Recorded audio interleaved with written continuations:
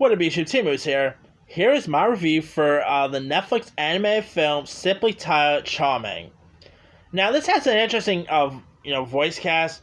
You got the likes of Demi Lovato, Wilma Valderrama, Sia.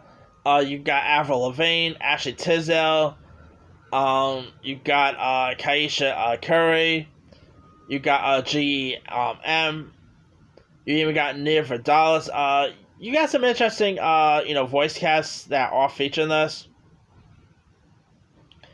And so it is a bit of it is a fairy tale film that was, by the way, this film was actually, shot back in,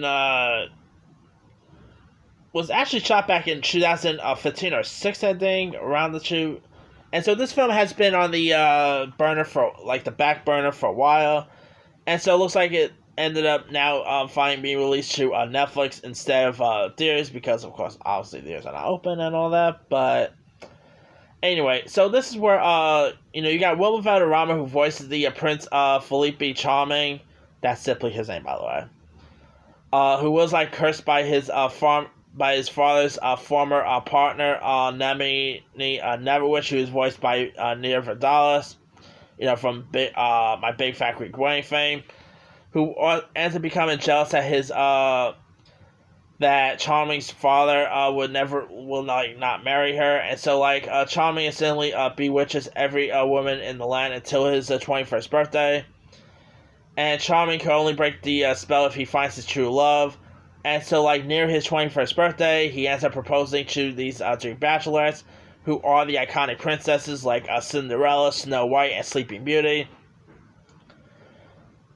But you also got this, this cunning thief named Lenora, played by, who's voiced by Demi Lovato, who ends up robbing a royal carriage full of treasure, and so, Lenora ends up escapes capture, and briefly meets Charming, who, essentially, who pretty much forced for her, and she ends up refusing his evidence to avoid the royal guards, and she ends up hiding in this bakery while Charming's fiancés walk in, and she is posing as the baker, and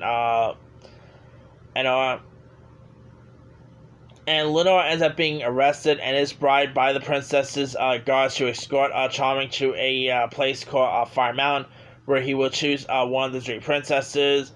And to avoid legal trouble, she ends up borrowing someone's mustache and pretty much pretends to be a guy, which somehow Charming falls for that.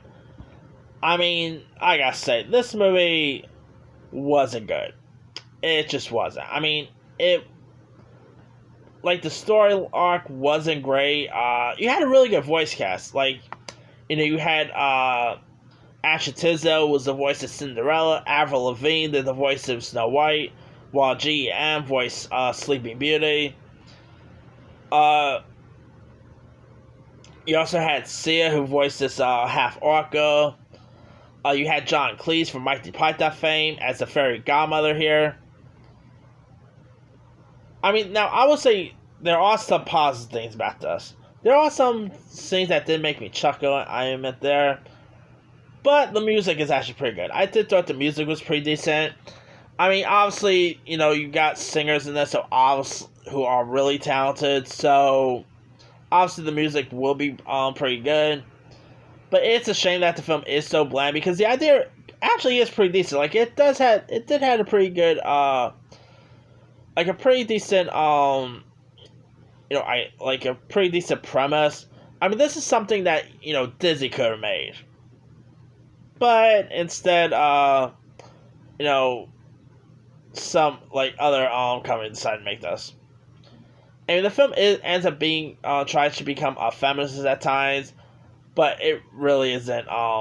That the script wasn't really decent. I mean, it was pretty dumb. It didn't even make sense. I mean, how the heck did Charming not knew that was a girl is literally beyond me. But of course, he ends up spending mostly with her more than the princesses, which I guess I can see why. But that aside, yeah, the film just wasn't so good at all. I mean, the storyline was really decent. not great script. Yeah, this is definitely one of the first not so decent movies of the new year, and yeah, wasn't great at all. Anyway, let me leave you guys. Did you have a chance to check out Charming? If so, what you thought of it? Did you like it? Did you not like it? Drop comments below. Don't forget to like, subscribe, hit that bell for more notifications. This is Timu signing off.